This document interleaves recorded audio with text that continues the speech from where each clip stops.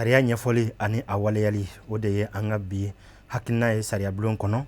l'interprétation et l'application de la règle du droit o de ye an ka bi sigi hakilina ye walasa ka se ka hakilina in ka waleya anw fɛ an ka se ka faamuya sɔrɔ la an nana ni maa ye maa min ye lakɔli karamɔgɔ ye sanfɛ kalanso ba la ni o ye docteur Sulemani De, professeur d'enseignement supérieur à la faculté de droit public de l'université des sciences juridiques et politiques de Bamako. Ale de bɛ an bolokɔrɔ bi walasa ka se ka anw kunnafoni k'anw kibaruya min ye sariya ɲɛfɔli ni a waleyali ye ka se k'an dɛmɛ ka o faamuyali di anw ma kɛrɛnkɛrɛnnenya la a bɛ fɔ min ma bi ni o ye kɛlɛ ye min bɛ lakɔli karamɔgɔw ani gouvernement ni ɲɔgɔn cɛ sariya ye mun fɔ a la n'a sɔrɔ dogoyɔrɔ b'a la o dogoyɔrɔ ninnu bɛɛ bɛna bange bi fo aw kɛyɔrɔ la aw ka se ka faamuya sɔrɔ o kɔnɔna na o la docteur i bisimila. I nana an ka weleli jaabi a diyara n ye i ni ce an b'i fo. An fana b'aw fo ka a waleɲuman dɔn parce que n'i ye karamɔgɔ ye n'i ye sanfɛ kalanso la ou bien n'i ye sariya dɔnbaga ye mɔgɔ de bɛ ɲininkali lase ma sinon n'an fana tora an yɛrɛ la ka kuma mɔgɔ t'an ka kuma mɛn aw de b'a to fana an fana ka kumakan bɛ se bɛɛ ma an b'aw fo fana la. A diyara n ye docteur merci bien. Wala sisan an b'a fɛ ka min dɔn a bɛ fɔ min ma ko interprétation du droit c'est-à-dire ka se ka sariya a ɲɛfɔ fɛsɛfɛsɛli ka don a la yɔrɔ minnu ni o ma faamu ka se k'o bɔ dibi la faamuya ka sɔrɔ o la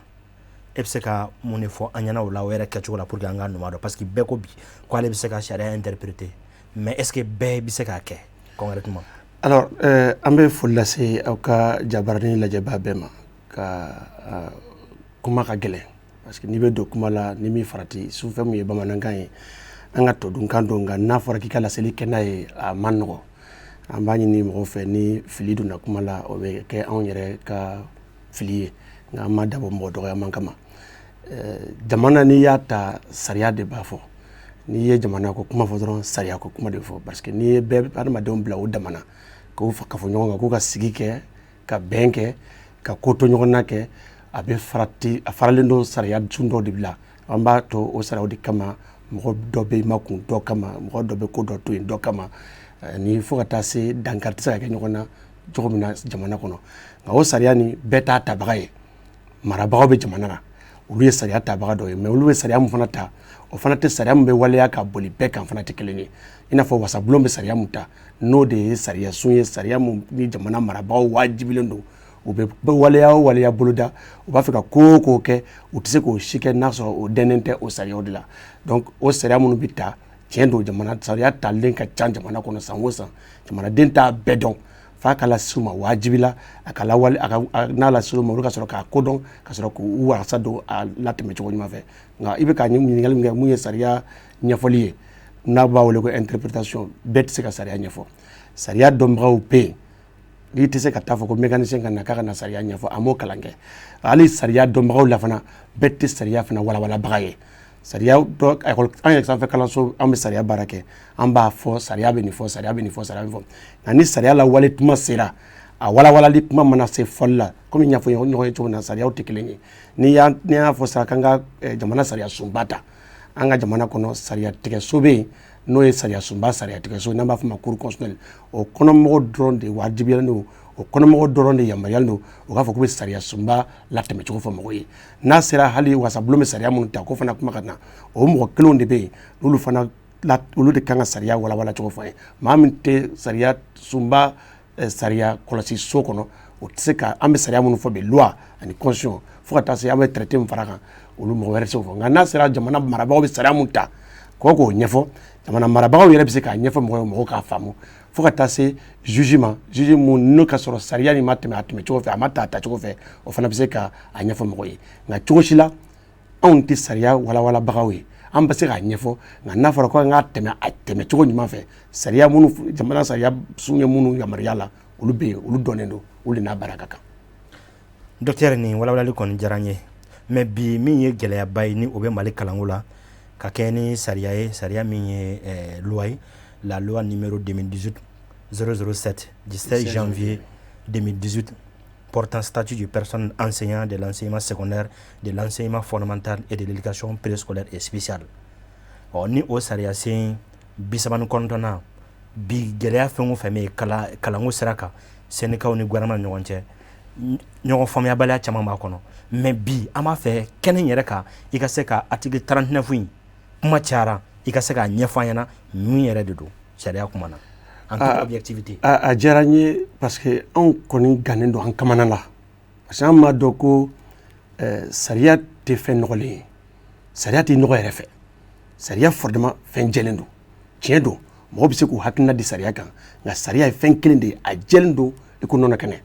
ɲagamin tɛ se ka don a la o de to an b'a fɔ n k'an gannen don an kamana an minnu bɛ sariya baara la k'a ye k'a fɔ ko sariya mun taara jamana fɛ wasabulon kɛlen don ka sariya mun ta jamana kɔnɔ ko sariya lawaleya waati selen a dun waleyalen wajibi de ko fiɲɛ fili bɛ don kuma fɔli la ou bien ko fiɲɛ bɛ don la ou bien ko sama-sama bɛ don la a b'anw gan kamana na n'i ye anw ka jamana baara bolo lajɛ anw fɛ yan i bɛ baara boloda belebeleba fila de ye i n'a fɔ baara tɔn kuluba fila de ye n'an b'a fɔ ma ko fonction publique jamana ka fonction publique bɛ yen an b'a fɔ ma fonction publique d'état ani marabolo ka fonction publique bɛ yen an b'a fɔ ma fonction publique des collectivités territoriales ko mun bɛ gɛlɛya nin ko in yɛrɛ kɔnɔ kosɛbɛ o de ye an ma mun faamu jamana de wulila ka sariya tun ta i bɛ ka loi mun fɔ nin ka loi ta ko loi min ka ka jamana fonction publique d'état o kalanso karamɔgɔw ko ka collectivité fana kalanso karamɔgɔw ko k'olu fara ɲɔgɔn kan ko k'olu kɛ kelen ye a bɛ se ka kɛ nka ni fonction publique ye fila ye a ka gɛlɛn sariya sira fɛ k'a fɔ k'i b'o o mɛtiri fila ta mɛtiri minnu tɛ fonction publique kelen yɛrɛ kɔnɔ k'i b'olu latɛmɛ sariya sun kelen fɛ o ye gɛlɛya fɔlɔ ye nka n'i y'a kɛ a b'a to an b'a faamu k'a fɔ ko a kɔrɔ ye ko taalen ɲɛfɛ jamana in kɔnɔ jamana tɛ fonction publique kɔnɔna na bilen école karamɔgɔ ta collectivité territoriale de bɛ école karamɔgɔ ta an b'a faamu k'a fɔ ko sini ma an ka Mali kɔnɔ fonction publique d'état karamɔgɔ tɛna kɛ yen bilen fonction publique kelen de bɛna kɛ école karamɔgɔ tɔgɔ la n'o ye collectivité ye nka tiɲɛ don yan'o ka waleya u fila bɛ taa ni ɲɔgɔn mɛ bɛɛ b'i ka sariya de kɔnɔ ka statut ta k'i b'u danfara statut mun taara fana ɲininkali b'a kɔnɔ parce que statut min m'a fɔ ko statut autonome a fɔra ko statut du personnel enseignant nka n'i ye statut du personnel enseignant in ta i bɛ fɛnw y'a kɔnɔ mun danganiyalen don statut autonome de la statut autonome dun n'a dir'i ma a b'a to a bɛ fɔ k'i tɛ statut ba kɔnɔ bilen i b'i damana statut kɔnɔ i dun bɛ k'i damana statut kɔnɔ ka d'a kan statut ba kɔnɔ i tɛ se ka hakɛ minnu sɔrɔ i tɛ se ka laɲini minnu sɔrɔ i bɛ se ka to ɲini statut autonome kɔnɔna na ou bien i bɛ taa ɲini statut particulier kɔnɔ école karamɔgɔya ye fɛn ye fɛn mun man nɔgɔn ka d'a kan école karamɔgɔ aw b'a fɔ cogo min na bɛɛ b'a dɔn cogo min na a bɛ kalan de di denmisɛnninw ma kalan dun ye dɔnniya de ye dɔnniya tɛ sɔrɔ ten ale yɛrɛ bɛ taa kalan kɛ ka dɔnniya ɲini nka dɔnniya laseli fana o fɛɛrɛw tɛmɛcogo fɛ i b'a ye a bɛ taa dɔ wɛrɛ fara a ka kalan kan a fɛrɛ ni gafe dɔw de kan gafe minnu b'a dɛmɛ o sara tɛmɛni na i b'a ye k'a fɔ n'a ka musaka sara min b'a bolo n'o sara man ca an t'a fɛ ka école karamɔgɔ sara fɔ yan nɔ nka ni sara min b'a bolo o tɛ se ka a to a ka ba don a yɛrɛ la k'a fɔ k'a b'a ka so sara ka so dumuni san a yɛrɛ k'a balo ka muso balo ka den balo wari min b'a bolo n'o t'a to a ka se ka gafe sɔrɔ gafe min b'a yɛrɛ dɛmɛ a ka kalan na tɛmɛ cogo fɛ a ka ca ala fɛ a k'a laɲini ka baaraminɛnw ɲini baaraminɛn minnu bɛ se k'ale dɛmɛ a ka baara kɛcogo parce que baara min b'a bolo baara fitinin tɛ o de y'a to u bɛ bɔ jamana sariya statut général kɔnɔ fonction publique statut général kɔnɔ ka t'u damana statut kɔnɔ ka hakɛ ɲini nka gɛlɛya mun bɛ yen bi n'an b'a fɔ k'a jɛya o de ye ko o statut mun taara école karamɔgɔ yɛrɛ olu fana kelen tɛ dɛ a bɛ bɛɛ baara ten hali an minnu bɛ sanfɛ kalanso la a b'anw baara ten jamana ye statut d'u ma k'a fɔ ko n bɛ statut d'i ma i ka bɔ statut ba kɔnɔ nka statut ba mana hakɛ o hakɛya sɔrɔ an b'a hakɛya ka fɔ i ta kan o de ye article 39 ye an mana hakɛya o hakɛ di statut général ma an b'o hakɛya an b'o ka fɔ i ta kan nka ko in gɛlɛya mɛ yɔrɔ min bɛ na Mali école karamɔgɔw y'a ɲini don min na ka bɔ statut général kɔnɔ k'u damana statut ɲini u yɛrɛ ye u ye gɛlɛya minnu fɔ o gɛlɛyaw tun tɛ se ka ta bala n'u damana statut ma d'u ma jamana sɔnna ka statut d'u ma u b'o ta don min na ɲininkali bɛ yɔrɔ min na dɔrɔn o de ye k'a fɔ ko u ka laɲini n'i ye kalan kɛ fo ka taa se i bɛ taa retraite la don min na an b'a ye k'a fɔ indice plafond jamana y'a jira k'a fɔ ko 1100 don ɲinan statut général mɔgɔw la 1100 ɲinan 2021 1200 statut général la mun dilen filɛ nin ye statut général ma nka statut particulier mun filɛ école karamɔgɔ bolo o bɛ 1060 la jamanadenw kan ka fɛn dɔ de faamu n'i fara ka bɔ statut général la k'a fɔ ko hakɛ bɛ hakɛ la k'i tɛ se k'o sɔrɔ k'i b'a fɛ ka t'o hakɛw ɲini n'o hakɛw dir'i ma u bɛ bɔ a kɔnɔ don min na sati autonomie min dir'u ma don na indice mun b'u ni ɲɔgɔn cɛ plafond o ye 40 ye i y'a faamu 140 o de b'u ni ɲɔgɔn cɛ nka jamana nana olu bɔra statut min kɔnɔ jamana nana farankun di olu ma olu ka tila ka na tɛmɛ olu minnu yɛrɛ bɔra kɔnɔ ka fɔ ka na tɛmɛ u la ni u bɔra mun na k'u ka sɔrɔ man bon k'u bɛ taa dɔ wɛrɛ ɲini mun b'u sara to k'a bonya u bɛ se ka baara kɛ ni tilala u bɔra mun na ka sɔrɔ di olu ma mun ka ca n'olu yɛrɛ ka sɔrɔ ye fiɲɛ bɛ don ko la ye n'i yɛrɛ y'a fɔ fana ko ni n ye fɛn fɛn d'aw ma n b'a kafu aw kun o waleya waati sera n'i ko tuguni k'i tɛ se k'o waleya k'i t'a fɛ k'o waleya fiɲɛ bɛ don kuma kɔnɔ ye fana o de to an b'a fɔ ko article 39 ko kuma min bɛ fɔla don o don sariya kɔnɔna na n'i ye kamanagan ko kuma fɔ o bɛ nin jamana baarakɛlaw jamana marabagaw wajibiyalen don ko ni sariya sun bɛ jamana fan o fan kɔnɔ jamana sariya sun jamana marabagaw de wajibiyalen don ka jamana sariya sun na waleya nka ni jamana marabagaw banna sariya sun na waleyali ma a bɛ mɔgɔ la siran ka da kan kami b'a ɲɛmɔgɔ tɔn filɛ ni marabaga ma sariya bato maraden n'ale ma sariya bato a ka gɛlɛn k'a fɔ k'i b'a ɲangi ko in gɛlɛya bɛ yen o de to an bɛ weleweleda kɛ don o don jamana marabaa ka cogo dɔn jamanaden bɛ k'a lajɛ ni jamanaden dun b'a lajɛ jamanaden b'a lajɛ ni a ka sariya bonya yɔrɔ de ye n'ale ma sariya bonya jamanaden tɛ se ka sariya bonya an dun bɛ yɔrɔ min na bi article 39 la waleya baliya sariya sɔsɔ tɛ tɛmɛ a kan sariya sɔsɔ don an y'a fɔ kunun sariya sɔsɔ don bi wa n'a ma waleya hali bi a kɔlɔlɔ de bɛ juguya don o don ka taa fɛ ka da ka sariya sɔsɔ a bɛ dankari hadamadenya la jamanaden kɔnɔ y'a sigi la. Wala docteur sani an ka tɛmɛ o yɔrɔ kan an ye taama dɔ kɛ walasa ka se ka bɔ kɛnɛma ka maa dɔw ɲininka u k'u hakilina ta di nin ko in kan o hakilina ninnu sisan min ye application de l'article 39 ye du statut de l'enseignant an ye min sɔrɔ a kan an ka jɛ an k'o lajɛ.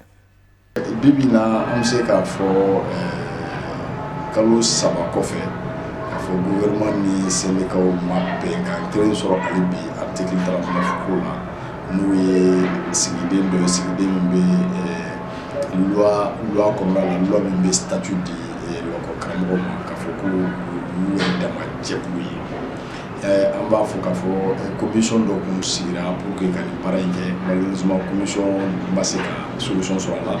conciliation ni préavis déposé la conciliation bɛ kɛ siɲɛ 3 conciliation fana bɛ kɛ gouvernement ni syndicat ma bɛn kan sɔrɔ donc an bɛ don min na ko bi an bɛ se k'a fɔ ko nin bɛɛ kɔfɛ gouvernement ni syndicat bɛ niveau min na gouvernement tɛ fɛ ka loi in appliquer syndicat bɛ fɛ loi ka appliquer donc pour le moment on est là. Et c'est pourquoi on a bougé le gouvernement depuis novembre, il faut que le gouvernement la loi s'est appliquée, le syndicat fait une loi qui est appliquée. Donc le syndicat a une loi qui est appliquée. Maintenant, on appliquera à tout ça, on sait qu'à bien sur là, on sait qu'à fait entretien au rôle. Dès lors que le principe, nous avons une loi appliquée, à tout le syndicat à tout le syndicat donc il faut que le syndicat va faire 600. Non, c'est c'est le droit de Mali, la constitution n'est pas le droit de Mali. Et c'est vrai que l'enfant est hacké, dem se nous gagne hacké mission. Mais ni hacké flan na gouvernement et gouvernement de a benyana au bagay. Puis même c'est quand yana bo le kambo taye, c'est ko do taté problème baye. Dès lors que ko kambo taye na dem se nous c'est kala ko tout de suite. Mais ka fo ki be grebo kala ou toy ko grebo ki be ta mo rew ta kɛrɛfɛ n'o ye stagiaire ye n'o ye diplôme de minnu bolo k'u kana baara kɛ gouvernement ka nin baara in a tɛ reposer foyi kan an bɛ se k'a fɔ ko binkani de don donc sariya tɛ gouvernement bolo a ka kɛ a tɛ reposer sariya foyi kan n'a ye syndicat jaabi an bɛ se ka justice yɛrɛ attaquer au niveau de la justice pour que a ko ka dan sira mais an b'a jateminɛ k'a fɔ solution bɛ se ka sɔrɔ problème na hali bi donc le mieux est que gouvernement ka an ka solution kala. Sinon, nous avons tant pis pour que nous ayons. Tu sais que nous avons déjà, tu sais que nous avons tout cela. Dans le cas tu sais que mais quand il y a des données, tu sais que donc pour que nous ayons la création de la c'est pas comme ça. Il y a des stages de il y a des stages de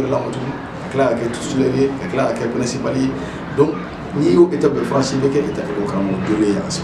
mais karamɔgɔ ta tɛ dɔrɔn ko kɔnɔ bila ye alors wari min bɛ don la yɛrɛ n'i y'o wari fara école karamɔgɔ ka laɲini kan a bɛ se ka problème ba de ɲɛnabɔ nin ko la donc gouvernement ka sɔn dɔrɔn sariya batoli ma pour que nin bɛɛ bɛ se ka bɔ a la cogo min na o karamɔgɔw ka baara daminɛ parce que o de ka d'anw yɛrɛ ye ka taa école la k'an denw kalan donc ni gouvernement sɔnna ka sariya labato a y'a fɔ k'a bɛ sariya labato a y'o de fɔ fan bɛɛ mais n'an donna so kɔnɔ kuma la a ka taa labato donc vraiment o ye fɛn dɔ ye min tɛ se ka fɔ donc ne yɛrɛ kɔni bɛ jateminɛ la sariya n'u ka min ta ekɔliden karamɔgɔ minnu ta bi k'u bɛ ko karamɔgɔ gɛrɛfɛlaw remplacer sariya ta a permettre o ma kɛ donc min ye sariya yɛrɛ saisili ko ye a ko la anw ye syndicat de ye fɔlɔ an syndicat ye moyen minnu d'an ma an b'olu de utiliser fɔlɔ pour que ka solution sɔrɔ problème la ni an dɛsɛr'o bɛɛ la min kɛ an bɛ se ka fɔ an bɛ justice saisi pour que ka solution sɔrɔ mais min bɛ fɔ dɔrɔn c'est que sariya min filɛ nin ye article 39 min filɛ nin ye n'a bɛ lakɔkaramɔgɔw bolo a ɲɔgɔnna bɛ juge yɛrɛ bolo mais juge tɛ ka fɛn fɔ u t'a la an t'a dɔn ko min na olu tɛ ka kuma an t'a dɔn ko min na olu ka kuma. Ɔkɔlikaramɔgɔw b'u bolo da u dusu kan ɔkɔlikaramɔgɔw b'u bolo da u dusu kan kun jumɛn na parce que ne bɛɛ ko k'i jo bɛ ko la bɛɛ ka bɛn k'i jo bɛ ko la i y'a sama ka sama i y'u bɔ jalaki kɔnɔ. Article in filɛ nin ye a bɛ di don min na ka taa di président de la république ma a k'a kalan k'a fɔ ko mɔgɔ ma sɔrɔ ko min ye article in ye o tɛ dɛ article in yera assemblée kɔnɔ article in yera mais ɔkɔlikaramɔgɔ bonya de yɔrɔ la u y'a to yen fɛnɛ an bɛɛ b'a dɔn anw b'a dɔn ɔkɔlikaramɔgɔw b'a dɔn o article in appliquer ka gɛlɛn Mali la bi an bɛ yɔrɔ min na ko sisan a fanga t'an na parce que article in ni ko lajɛ jɛkulu fɛn fɛn bɛ yen u ka lajɛ o jɛkuluba ye n'o ye syndicat central ye ko ne farakan fɛn fɛn kɛra olu kun ko farakan kelen ka kɛ école-maître kun karamɔgɔkɛ o ye fɛn min ye k'a fɔ ko gouvernement m'o ye gouvernement y'a ye dɛ bonya de kama u y'a to a la ye u jɛra n'a ye depuis a daminɛ donc an kɔni bolo le fait que gouvernement ko k'u sɔnna négociation na ko article bɛ appliquer ka ban a appliquer li ma nɔgɔ an bɛɛ b'a dɔn a ma nɔgɔ parce que ni nin dira ɔkɔlikaramɔgɔw ma o ye kelen ye syndicat wɛrɛw bɛ yen magistrat ka syndicat bɛ yen olu fana bɛ se ka fɔ ko ka dɔ d'olu ma docteur bɛ yen olu bɛ se ka fɔ ko ka dɔ d'olu ma centrale min yɛrɛ article in kɛlɛ kɛ olu yɛrɛ bɛ kɛlɛ la fɛn min nɔfɛ syndicat centrale min y'a kɛlɛ kɛ n'olu fana ko ka dɔ wɛrɛ d'olu ma tuguni don san kelen kɔnɔ donc ne kɔni bolo mun dir'u ma a ka dɔgɔn u la karamɔgɔkɛ an ko faamaw denw bɛ kalan na fantanw denw bɛ so. C'est vrai faamaw denw bɛ kalan na fantanw denw bɛ so faamaw bɛ k'u sago bɛɛ kɛ anw na bi dugu in kɔnɔ yan parce que olu kalanna anw faw ma kalan mais ni anw yɛrɛ bilalen anw yɛrɛ k'an denw kalan sisan ni anw banna k'an denw kalan ko parce que an ye fɛn dɔ ɲini faso fɛ ko faso m'o d'anw ma est ce que o faamaden minnu bɛ kalan olu tɛ tila k'anw denw fana mara sauf si ɔkɔlikaramɔgɔw yɛrɛ bɛ ka mun fɔ n'o de ye tiɲɛ ye faamaw denw bɛ kalan na olu yɛrɛ ɔkɔlikaramɔgɔw denw bɛ o faama ɔkɔli kelenw na yen nɔ olu yɛrɛ denw bɛ ka kalan donc an minnu bɛ dugu kɔnɔ ni se t'anw ye a bɛ ka k'anw de la o de kama an bɛ welewelekan bila u ka ɲinanw na u ka na u ka kalan kɛ denmisɛnninw kun olu yɛrɛ denw de don o la faamaden fantanden o t'a la o bɛɛ de kalan na ko mana gɛlɛya cogo o cogo a b'a lajɛ de est ce que n'an y'a ɲɛfɔ an bɛ nin kɛ nin ye an bɛ se ka nin kɛ nin ye nin t'anw o de b'u sɔrɔ wa o de y'u sɔrɔ parce que u y'a fɔ de an b'a kɛ n'i y'a ye école-maître bɛ ka fɔ tan a bɛ tan a fɔr'u ye k'a bɛ kɛ de ni problème nana don a la n'a ma se ka kɛ u b'a u jɔr'o dɛ o ye gouvernement ka yɔrɔ ye école-maître ka yɔrɔ an bɛ mun f'olu ye fantan bɛ to fantanya la faama bɛ to faamaya la n'u banna ka taa fantandenw kalan mɔgɔ tɛ ban k'i ɲɛ k'o k'a cilen don e ye fantan ye ne ye fantan ye se bɛ ye ka ne den kalan ne ka bɔ fantanya la e ka bɔ fantanya la e banna ka taa ne den kalan ko faamakɛ bannen don ka fɛn d'e ma e ni ne bɛ to fantanya la faamakɛ fana bɛ to faamaya la fo ka diɲɛ ma. Voilà docteur ka segin ka na nin na est ce que ni retenu min kɛra lakɔlikaramɔgɔw kun nin période nin kɔnɔ waati min kɛ grève la o n'o ka kan sariya y'o fɔ n'i bɛ grève kɛ i ka hakɛ ye grève ye nka i bɛ waati min kɛ grève la sariya fana ko o hakɛ o waati di a sara man kan tɛ ka d'i ma nka hali yen fana jamana marabagaw bɛ filiba kɔnɔ yen ka da kan n'i ye école karamɔgɔ lajɛ minnu bɛ baarabila la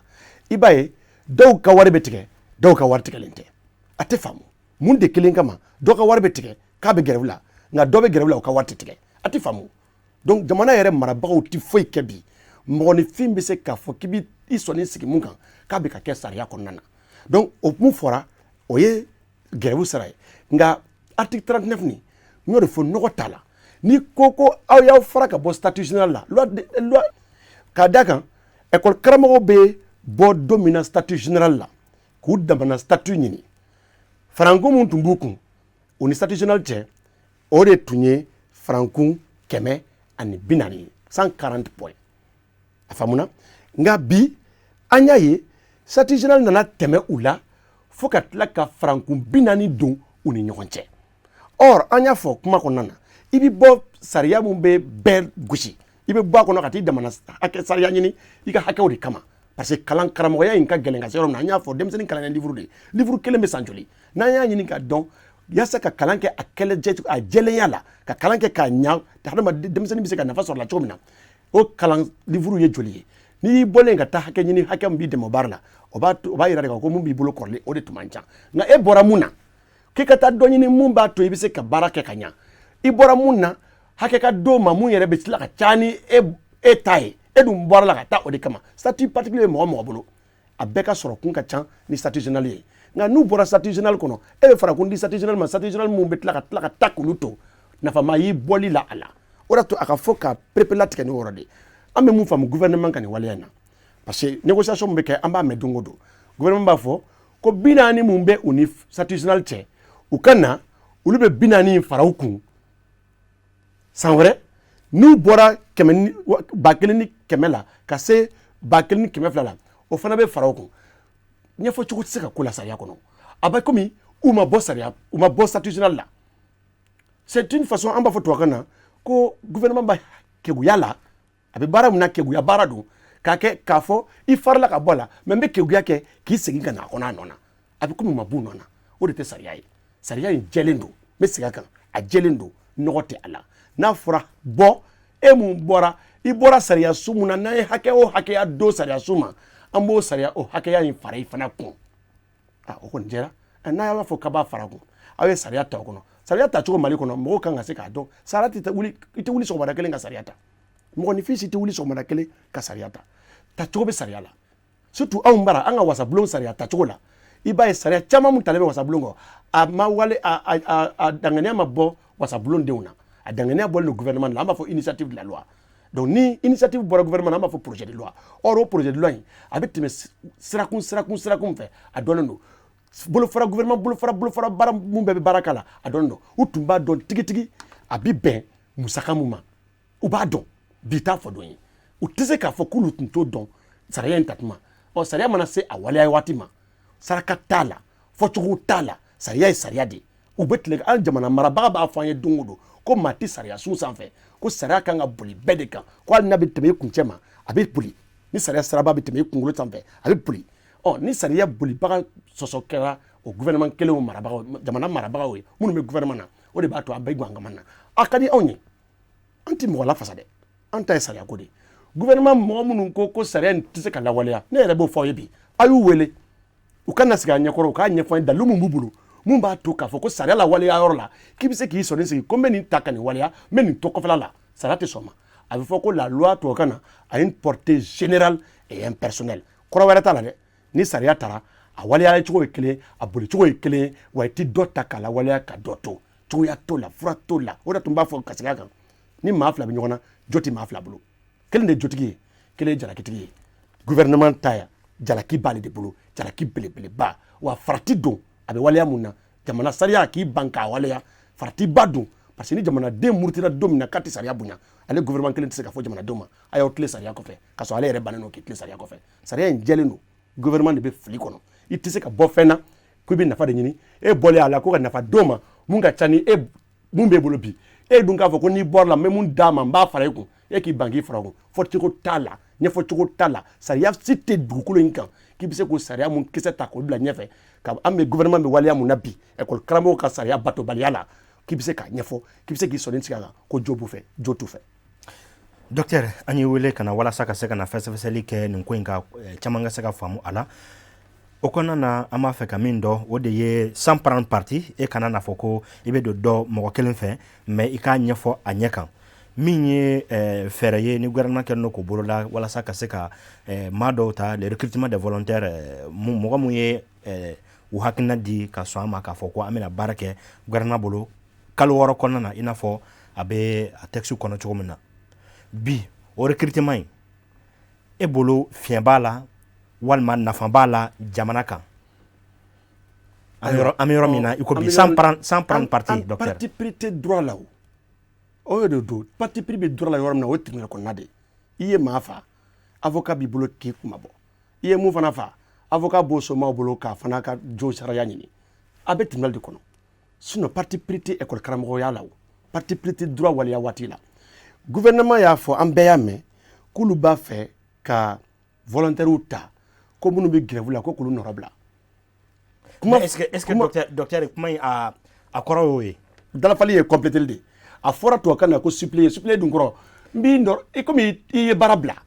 e t'a fɛ ka baara kɛ fɔlɔ yanni i ka segin ka na baara la n bɛ n'i nɔrɔ bila fɔlɔ yanni i segin ni ɲɔgɔn cɛ a ma fɔ gouvernement ma fɔ k'a b'u gɛn ka bɔ baara la dɛ o ma fɔ dɔw y'a fɔ ko gouvernement ko k'a b'u lajɛ o ma fɔ gouvernement fɔ k'a bɛ mɔgɔ si lajɛ gouvernement ka mɔgɔ de ta ka grèvekɛla ninnu nɔrɔ bila yanni u ka tila u ka grève la o kuma min yɛrɛ filɛ nin fɔlɔ sariya sɔsɔ don anw bara jamana sariya bɛ mun fɔ ko n'i b'a fɛ k'i bolo don forobaca la n'an b'a fɔ mun na fonction publique don cogo kelen de b'a la n'o ye don cogo min sariya b'a fɔ k'i tɛ don cogo si la ni concours tɛ nka o sara kelen b'a fɔ o concours fana an ka ji dɔɔni to nɔnɔ na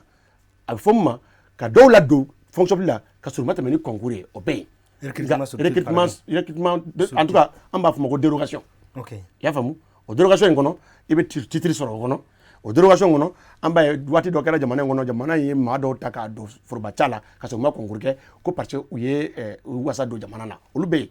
nka sariya bɛ mun fɔ k'i tɛ se ka don cogo si ni fonction publique tɛ concours tɛ or anw ɲɛ bɛ mun na concours dun jamana in kɔnɔ maa 2 de dangani ma n y'a f'i ye n ko ko in gɛlɛya ye fonction publique 2 de don sariya sun kelenw tɛ k'a fɔ k'e b'o kɔnɔmɔgɔ 2 ta ko ka sariya kelen bolo kan a bɛ gɛlɛya donc ko in gɛlɛya bɛ yen yɔrɔ de la donc k'a f'i ɲɛna volontaire ni a bɛ bɔ département mun na o bɛ ministère des jeunesse de la ministère des jeunesse jɔyɔrɔ foyi tɛ mali forobacakɛ baara donni na fonction publique ministère de la fonction publique bɛ yen ministère de l'administration territoriale bɛ yen ministère de l'éducation nationale bɛ yen olu de bɛ tali kɛ fonction publique ko kuma mana fɔ nka ministère de la jeunesse jɔyɔrɔ t'a la wa o yɔrɔ fana n'an ko fɔra ko pepe latigɛ sariya sun de bɛ mali kɔnɔ mun bɛ. mais docteur o yɔrɔ la fɛn ye ministère de l'éducation fana tilara ka pepe latigɛ di parce que ale ko de ko papier ninnu bɛ déposer yɔrɔ min na a ye académie fɔ a kɔnɔ ka tila ka kapu yɛrɛ fɔ a kɔnɔ n'i b'a fɛ ka recruter yɔrɔ min na k'i k'i ka papier bila o kɔnɔ na donc o kɔrɔ ye k'a fɔ an bɛ don min na ko bi ministère de l'éducation fana ale jɛnna n'a ye k'a fɔ ko baara ka taa nin sira fɛ en appui effectivement volontaire o kana fɔ an kana bin siɲɛ ka kɛ bin kan sariya jɛlen don i y'a faamu volontaire ni ale sariya sun min bɛ boli a kan o bɛɛ waleyalen don ministre de la jeunesse de fɛ tiɲɛ don u bɛna ta ka t'u bolo don baara mun na o ye karamɔgɔya de ye o ye ministre de l'éducation ye an bɛ ɲininkali kelen dɔrɔn de kɛ maa jɔn de bɛna ta volontariat in na diplôme sugu jumɛn de b'u bolo jɔn de bɛ se k'a fɔ ko nin waati kunkurun kɔnɔ ko diplôme bɛ maa minnu bolo k'i bɛna taa diplôme bɛɛ sɛgɛsɛgɛ k'a lajɛ ni diplôme kolon t'a la ni faux diplôme t'a kɔnɔ ou bien ni nanbara tɛ diplôme ninnu na jɔn de bɛ n'o baara kɛ k'a fɔ k'a tila ka sigi a kan ko an bɛ ko mun fɔ an ka sariya fɔ a kɛcogo la sariya b'a fɔ an ye ko ni maa minnu filɛ ko arrêté de bɛ u latɛmɛ o arrêté min bɛ yen a taara mali kɔnɔ 2014 arrêté 2014 de don arrêté in b'a fɔ ko volontaire kelen o kelen mali kɔnɔ a ka musaka mun kan ka don a la a bɛ bɛn 20,000 de ma volontaire kelen o kelen ko 10,000 kan ka di volontaire ma kalo o kalo ko 5,000 kan ka di conseil national pour le volontariat ma ko pour que k'i wasa don volontaire ka baara a ka suivi ma ko 5,000 wɛrɛ kan ka d'a ma mun b'a dɛmɛ ka volontaire la installer ani ka volontaire ka fɛɛrɛ déplacement kɛ nka n'an y'a ta o dɔrɔn ma 20,000 volontaire kelen aw dun ko k'aw bɛ volontaire 15,000 ani maa 300 ta o 15,000 maa 300 min n'i y'a jatiden na bɛɛ bɛ se k'i ka machine ta i ka so k'a calculer 10,000 n'i y'a da ko 10,000 de bɛ di volontaire ma kalo o kalo n'i ye 10,000 in d'a ma kalo o kalo maa 15,000 ni mɔgɔ 300 a bɛ bɛn 700,000 ani 65,000 kalo o kalo n'i y'a jati k'i b'o ta kalo 6 kɔnɔ a bɛ bɛn 4 de ma ka fara 500,000 ani 90,000 kan o ye 10,000 min bɛ di volontaire yɛrɛ bolo ma fɔlɔ nka 10,000 tɔ in dun waduru mun be di conseil national ma ko aka suivi kɛ ani ka waduru mun dama ko aka fɛn tɔgɔ di aka faire déplacement na ka installation kɛ o be bɛn ni fana musaka kelen de ma o de y'a to an b'a fɔ kalo wɔɔrɔ ti san na ban ni y'u ta kalo wɔɔrɔ gouvernement ko ka bɛ tila ka kalo wɔɔrɔ wɛrɛ fara o kan o ye san kelen ko kuma de ye o san kelen n'i y'a jateminɛ a bɛ bɛn miliyari 9 ma 10 bɛ di dɛ miliyari 9 miliyɔn 180 n'i y'a fɔ k'i b'o fara ɲɔgɔn kan siɲɛ fila a bɛ bɛn miliyari 18 ma miliyɔn 300 ani miliyɔn 60 bɛɛ bɛ se ka calcul kɛ so n'i y'o miliyari 18 ta bi k'a don ekɔli karamɔgɔ kan ni mankan in na bi a bɛ dɔ bɔ a la o de y'a to an b'a fɔ don o don an kana boli an kan ka mun kɛ ɲɛ i kan ka mun kɛ saraka t'a la i jɔ a ɲɛ i ka kɛ fura mun b'a la bi o ye diyagoya don gouvernement ma a ka nin article 39 waleya nka a bɛ se ka ɲɛfɔ an ko gouvernement ma n'i y'a sɔrɔ i y'a ye bi de ko fiɲɛ bɛ article 39 application na bolo mun ye si don mɔn na o bolo kelen de b'a bɔ mɔn na gouvernement k'a fɔ ko ne de ye n ka loi tun projet di nka je vais envoyer la loi à l'Assemblée nationale pour une modification a b'a se k'a lasegin a ye segin loi in kan article 39 in kɛlen don an bolo kɔlɔlɔ ye a y'a bɔ a la nka hali o fana pour que a ka bɔ a la fo ni syndicat minnu jɛra ka debi protocole la ka na an b'a fɔ ma ko travaux préparatoires bɛn ka k'a la ko maître yɛrɛ k'a fɔ ko an sɔnna a ye article 39 bɔ a la loi in bɛ sɔrɔ ka lasegin ka taa bila modification ka bɔ a la nka tant que loi in ma modifier ka article 39 nin bɔ a kɔnɔ mais sano mun ye partie signataire ye ni syndicat ma sɔn dun ka jɛn n'a ye ka fɔ ko ni syndicat ma jɛn n'a ye gouvernement i b'a waleya de i b'a waleya jagoya dun a bɛ ta tuma na o tun tɛ sunɔgɔ la o u tun bɛ yen wa a bɛ ta tuma na u b'a kɔnɔna dɔn n y'o de f'i ye n ko maa kelen tɛ sariya ta nka an bɛ fɛn kelen min fɔ k'a kun cɛ dɔrɔn o 15 300 mun fɔra nin gafe de bɛ yen UNESCO ka gafe de bɛ yen depuis 2014 mun b'a fɔ ko an ka jamana karamɔgɔw a man ca jamanaden minnu bɛ Mali kɔnɔ o bɛ taa jamanaden miliyɔn 8 de la minnu bɛ kalan na karamɔgɔ mun bɛ yen a karamɔgɔ tɛ 60 bɔ a tɛ se k'a kalan a t'a bɔ donc ko ka caman fara karamɔgɔw kan sariya in ministre b'a fɔ don min na a y'a kalan o gafe in de kɔnɔ UNESCO ka o gafe de kɔnɔ ko Mali kan ka karamɔgɔ ta fo ka se karamɔgɔ 15 ma san o san fo san 2020 ka dafa yaasa ka karamɔgɔ caya kalanden mun b'an bolo kalanden miliyɔn 8 don karamɔgɔ min b'an bolo a t'a bɔ. D'accord. Docteur, voilà, c'est d'un coup que l'on a commencé ça. Vous êtes enseignant-chercheur, à l'université là, Kérengérena Saria Kalanrola. Bi, voilà ça, quand il Mbappé ou Dakourien Fla, a ma fait qu'il faut, voilà ça, ben, ça, qu'il y a un coin gouvernement ni Sénégal ni Nyonche, en deux mots. Anya fo, ni Saria Walia Wati Saranga Walia. Ben Bala Yoron là. Gouvernement bisi Kamboufo, anti comment maître syndicat au Tola. Ambi comment Saria Dornega. Sariya mun b'an bolo a kan ka waleya de nka waleyali cogo gouvernement de bɛ se ka olu wele k'o sigi n sɔnna a waleyali ma nka a ye fɛɛrɛ kɛ n ye a ye dɛmɛ don fana ma nka aw k'an dɛmɛ a waleyali cogo la bɛɛ bɛ ko faamu nka an tɛ se ka kuma olu place la an bɛ se ka mun fɔ dakuruɲa kelen ni jamana la n'i ye sariya ta a waleya n'i y'a waleya danaya bɛ sɔrɔ o de kɔnɔ laseginni bɛ sɔrɔ o de kɔnɔ baaraɲɔgɔnya bɛ sɔrɔ o de kɔnɔ wa ha ka diya ka baara kɛ ka bɛɛ k'a nafa sɔrɔ a bɛ sɔrɔ o de kɔnɔ nka ni fan kelen dalen tɛ fan kelen na ni fankelen ma kɔfilɛ fankelen na ni bɛɛ y'a kɛ n bɛ se mun na jamana in kɛra ni bɛɛ y'a kɛ fanga bɛ n na fanga bɛ n bolo n b'a kɛ foyi ti bɔ a la o de dankari filɛ nin ye a man ɲi jamanaden si ma a tɛ na ni basigi ye a tɛ na ni ɲuman ye jamana kɔnɔ. Merci bien, docteur Souleymane Nde. Je rappelle que vous êtes professeur d'enseignement supérieur à l'université des sciences juridiques et politiques de Bamako, plus précisément à la faculté de droit public. Ola shirfula jabara fle bago ni wati sariya blon kono ni ko ngara aw gariga bi anga sigi ka masala hakina minka o de ye sariya nyefo cogo ani awaliya cogo l'interprétation et l'application de la règle de droit ko wala wala nye professeur Souleymane 2 ale de kuma mbolo koro ola ni ala sona wati wera ni aw ame nyogon soro sariya blon kono wala saka seka aw kona foni ka bla sariya ale baraka cogo la jamana furuba chagadaw u ka baraw do cogo la ma fo akame wati wera